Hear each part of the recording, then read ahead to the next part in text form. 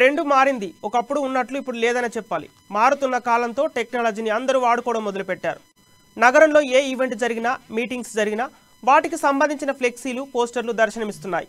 నగరంలో అయితే ఇలా పోస్టర్ల రూపంలోనో, ఫ్లెక్సీల రూపంలోనో ప్రమోషన్స్ చేస్తున్నారు.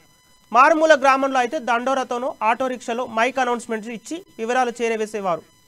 మారుతున్న కాలానికి అనుకూలమైన మార్పులు చేర్పులతో నగరంలో వెలిసిన పోస్టర్లపై మా కరెస్పాండెంట్ కీర్తన మరిన్ని వివరాలు అందిస్తారు. పూర్వం కాలం నుంచే మనం ఏదైనా చేయాలనుకున్నా, ఊర్లో వాళ్ళకి ఏదైనా విషయం తెలియాలి అనుకున్నా, అప్పటి కాలంలో వాళ్ళు అడ్వర్టైజ్మెంట్ అంటే మనం ఏదైనా చేసేదాన్ని అడ్వర్టైజ్మెంట్ లా ఇయ్యాలి అనుకున్నా దండోరా వేస్తూ చెప్పేవారు. ఆ గ్రామంలో పలానా చోటు ఇది జరుగుతుంది, ఈ సినిమా విడుదలైంది, ఇక్కడికి రావాలి, ప్లేస్ ఎక్కడ, టైమింగ్స్ ఎక్కడ అనేవి అవన్నీ చెప్పడానికి దండోరాని యూజ్ చేసేవాళ్ళు. కాలక్రమేణా అది కాస్త మరి ఇంకొంచెం కాలం ముందుకెళ్ళిన తర్వాత రేడియోస్ లో మనం ఏదైతే చెప్పాలి అనుకుంటున్నామో అలా వాళ్ళ ద్వారా ఒక అడ్వర్టైజ్మెంట్ ఇచ్చేవాళ్ళు. వాళ్ళు చేయాలనుకున్న పనులను చెప్పేవారు. టీవీ తర్వాత రేడియో, తర్వాత టీవీ తర్వాత ఇలా పలు సంస్థలు వాళ్ళ ప్రోగ్రామ్ ని డెవలప్ చేసుకోవడానికి కానివ్వండి, లేకపోతే ప్రమోషన్ కోసం కానివ్వండి, చాలా మందిని సంప్రదించడం జరిగింది. ఇలా చెప్పుకుంటూ పోతే గత పూర్వకాలం నుంచే ప్రమోషన్ అన్నది ఏ విధంగా మొదలైంది అని చెప్పుకుంటే ఫస్ట్ దండోరా నుంచే స్టార్ట్ అయింది అని చెప్పుకోవచ్చు. ఆ తర్వాత రేడియో, ఆ తర్వాత టీవీ, ఆ తర్వాత ఇప్పుడున్న కాలంలో అయితే సోషల్ వెబ్సైట్స్ ఇలా ఎన్నో మనకు కనిపిస్తూనే ఉంటాయి. ఈ మధ్య కాలంలో చాలా వరకు మనం చూస్తుంది ఏంటంటే హైదరాబాద్ భాగ్యనగరంలో ఎక్కడ చూసినా కూడా ఫ్లెక్సీస్ వెలగడం కానివ్వండి, లేకపోతే దానికి సంబంధించిన పోస్టర్స్ కానీ మనకు దర్శనమిస్తున్నాయి.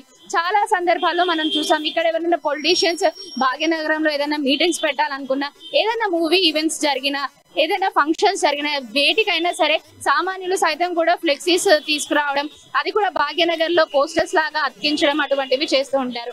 ఇది రోజు రోజుకి పెరిగిపోతూనే ఉన్నాయని చెప్పుకోవచ్చు.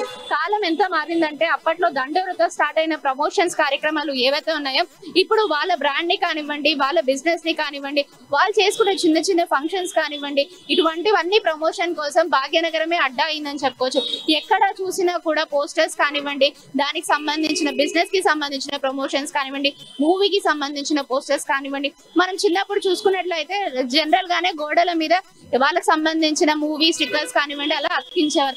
ఇప్పుడు మెట్రో పిల్లర్స్ కూడా మనం చూసాము. చాలా సందర్భాల్లో మెట్రో పిల్లర్స్ లో ఎక్కడ చూసినా కూడా ఏ అడ్వర్టైజ్మెంట్ అయినా సరే, ఏ యాడ్ అయినా సరే, ఏ కంపెనీకి సంబంధించిన సరే, చివరికి షాపింగ్ మాల్స్ ఓపెన్ అయినా సరే ఆ మెట్రో పిల్లర్స్ ని అడ్డాగా చేసుకొని అక్కడ పోస్టర్స్ కానివ్వండి, దానికి సంబంధించిన డిజైన్ ప్యాటర్న్ కానివ్వండి, అలా పెయింటింగ్ స్కెచ్ లో కానివ్వండి, డ్రాయింగ్ రూపంలో కానివ్వండి, పోస్టర్స్ కానివ్వండి అలా పెట్టడం జరుగుతుంది.